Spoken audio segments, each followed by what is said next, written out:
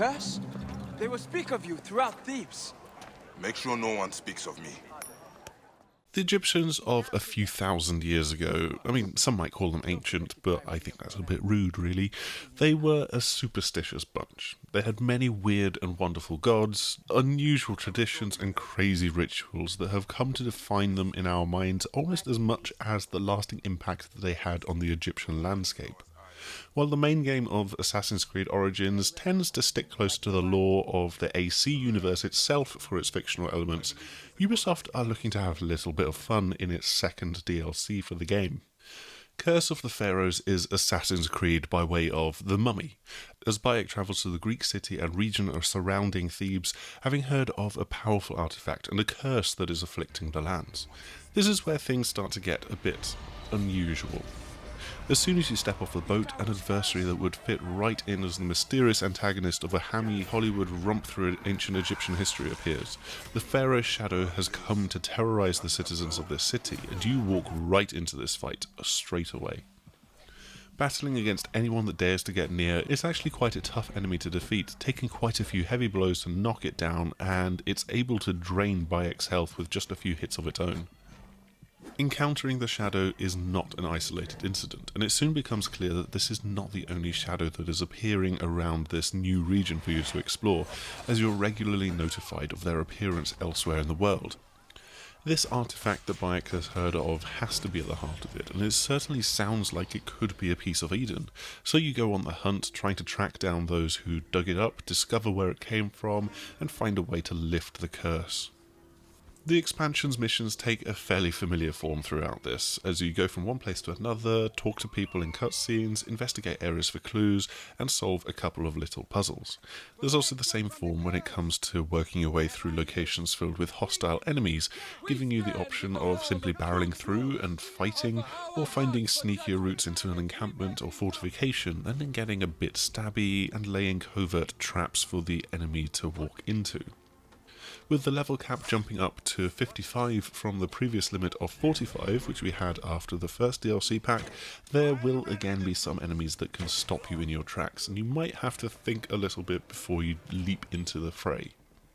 The story soon takes you to somewhere much less expected, and at this point I just want to raise a big spoiler warning for you guys, just in case you don't want to have these things spoiled.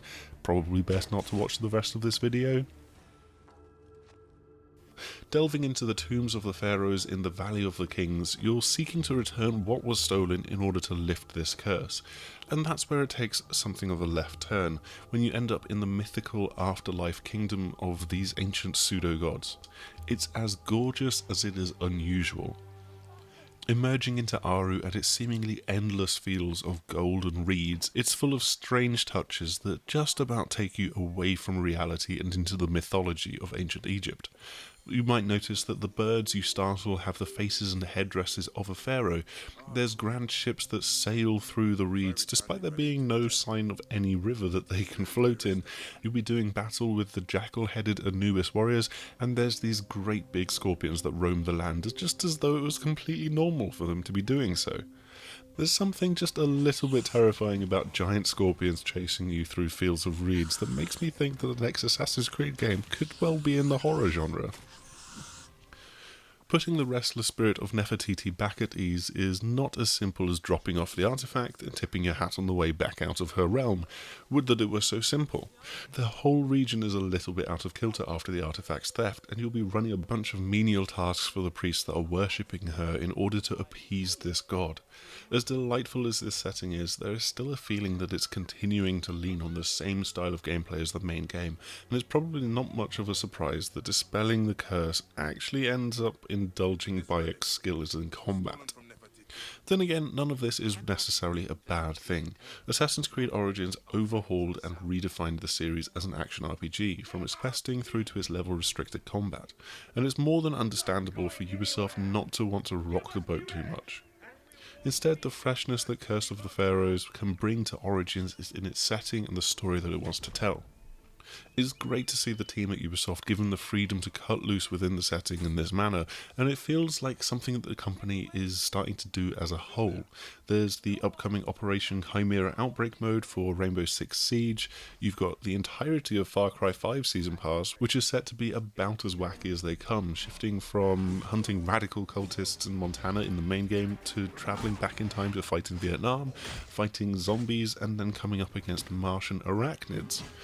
Curse of the Pharaohs doesn't go quite that far, but delving deeper into Egyptian mythology in such a vivid fashion is something that will surely appeal to a lot of ancient Egyptian buffs out there. Thanks for checking out our video. Please do like, subscribe, and share this with the rest of the world if you have enjoyed it. You can also come visit us over on the 6thAxis.com, and hopefully we will see you again soon. Goodbye!